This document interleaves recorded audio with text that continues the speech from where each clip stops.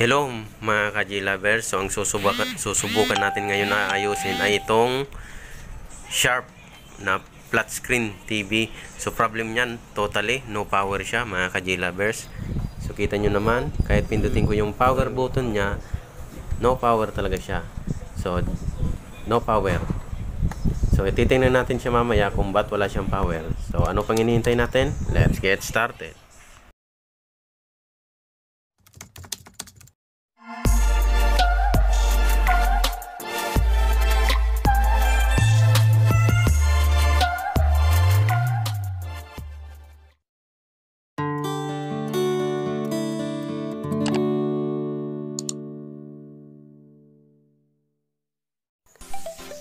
Hello mga ka-J lovers.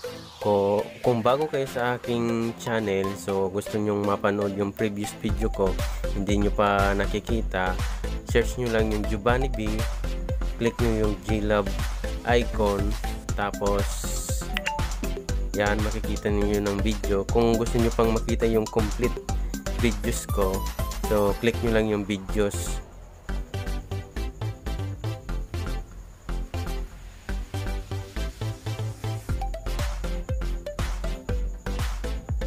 Yan, click nyo lang yung videos, tapos makikita mo na yung lahat-lahat ng in-upload kong mga videos. Bale, ito na, nabuksan na natin siya. So ito yung PSU nya o power supply unit nya, yung board ng power supply. So dyan tayo muna magpo-focus mga ka-J lover. I-check natin yan. So bago dun sa main board, so i-check natin yung fuse, tapos yung secondary diode, primary diode. So yan yung papunta yan sa main board. Yan yung main board natin.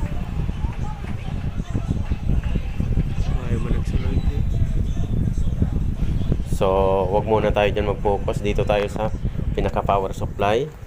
So dyan tayo magpo-focus sa pinaka power supply. So una natin gagawin, ititis ko tong secondary diode nya mga ka-J lovers. So isiset ko lang. So yan, nakasit na sa buzzer. So itis ko muna pala yung fuse bago yung diode. So nakasit tayo sa buzzer. Tapos itong connection ng wire, yung papuntang power supply, AC source. So okay, may connection sa isa naman. So okay naman, good.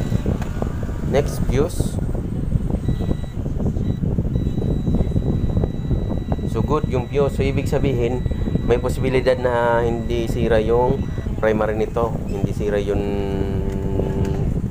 diode ng primary at regulator ng primary. So dito tayo sa secondary mag-focus kasi okay yung fuse. So itis ko itong isang diode, naka-buzzer, ay set na natin sa diode sign. So good. Reverse ko. Okay. Ito naman next, so pinaka main na diode ay shorted. So kita nyo mga ka-J lover, shorted. So gagawin natin ay ikakat natin tong diode.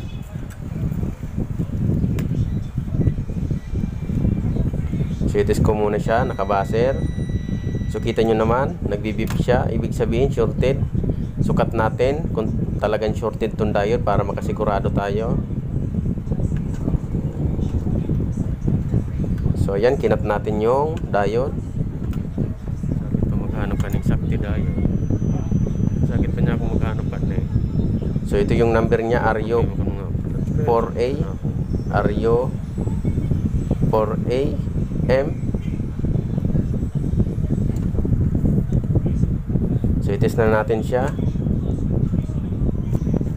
So lagyan natin ng ilaw. So okay, OL. So hindi siya shorted. So hindi siya shorted. Iset ko naman sa diode para matest natin talaga okay siya, 0.4.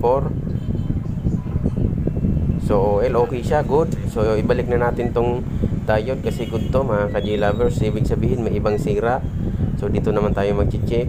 So kinuksyonan ng diode. So nag-bust siya. So may problema talaga dito sa power supply, may shorted. So ikabit na natin yung diode.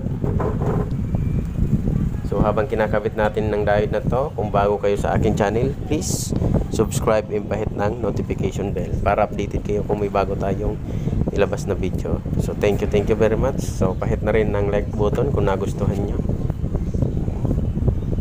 So yan, kinakabit na natin mga ka-J lovers.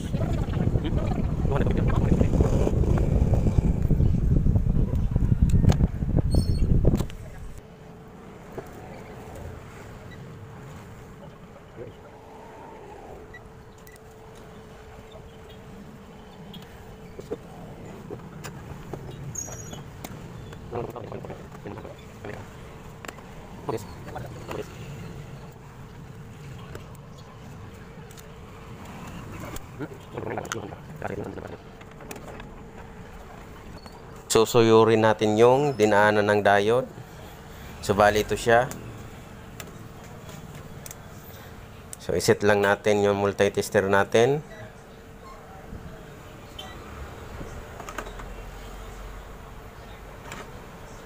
So naka-buzzer type tayo, continuity setting. So titest natin yung shorted nya.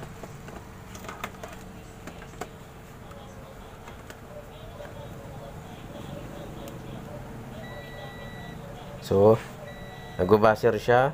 So yurin lang natin binagsakan ng diode. So dito siya, ito yung dinaanan nya.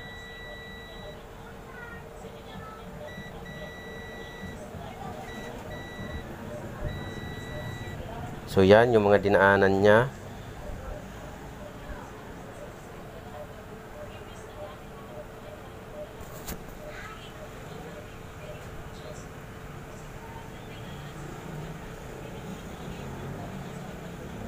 So ina-analyze ko lang mga ka-J lovers. So kailangan natin suyurin ang binagsakan nya. So ihang ko muna tong varistor nya. Ihang natin. Tapos itest natin kasi may posibilidad na pag shorted tong varistor, madidetect talaga yan ng diode. So pag hinang natin yan, itest natin. Pag hindi shorted, suyod ulit tayo. So suyurin natin yung posibilidad na tatamaan ng pagka shorted. So ihang ko muna ito, itong jumper papuntang ibang connection, tapos itong varistor. So hang ko lang isang paa.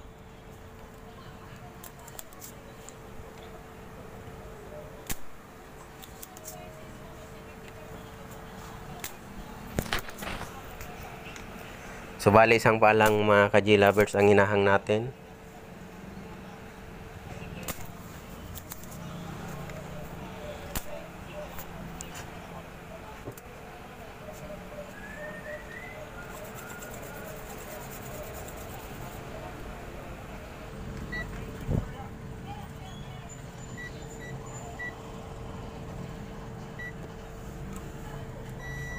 Ito may tira pang kuryente basic.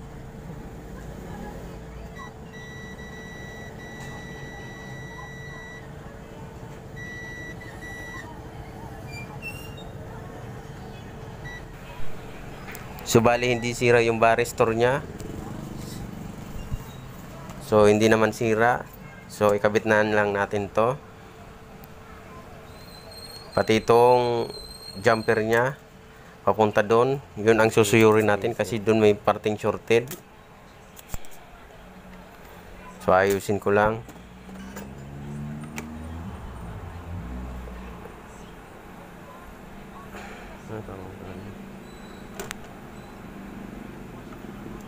So tinanggal ko pala ulit para ma-sure ko talaga. So i-test natin.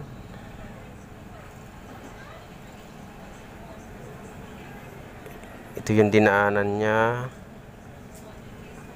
So papunta siya dito. So kita nyo papunta siya dito.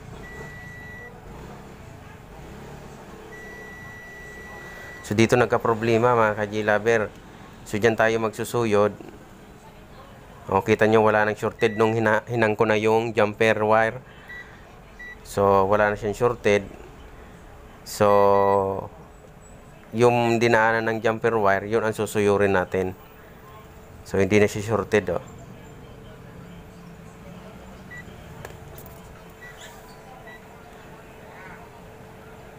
So bali papunta siya dito. Yan, dinaanan niya papunta dito.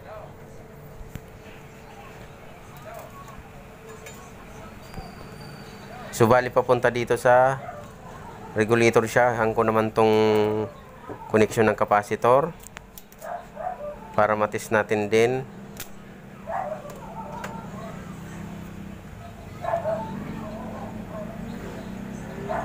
So hindi siya shorted yung capacitor. Yung papunta dito sa parang MOSFET.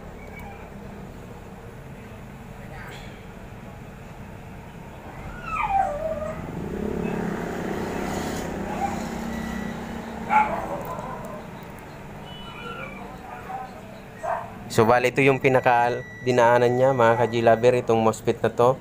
So itis natin to.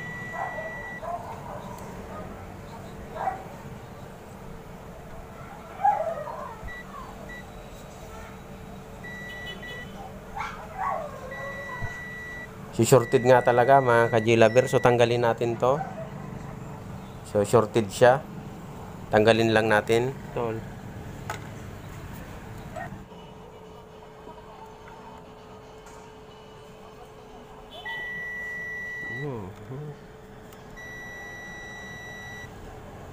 Ayan na nga, mga ka-G-Lovers, napapansin nyo, shorted siya.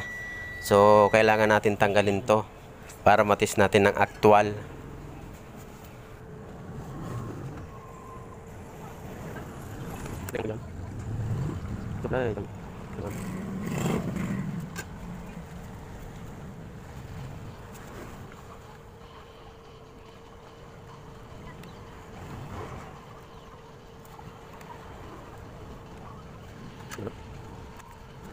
Oh, ano ba yan?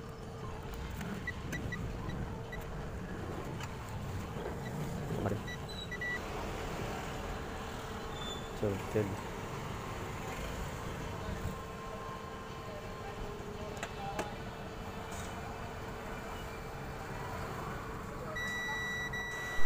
Subali shorted siya, mga ka-G-Lovers.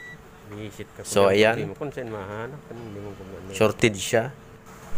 Subali ang number niya ay MDD 1902 single in channel trench MOSFET. So ito yung description niya, mga ka-G-Lover, for DC-DC converter general purposes. So shorted siya. MD 19. So malamang maghahanap tayo ng parts nito. So medyo mahirap hanapin to, mga ka-G-Lovers. So bali ito pa yung sira niya, mga ka-G-Lover, yung pinaka drive ng backlight natin. So pakita ko lang sa inyo. So ayan, butas na siya.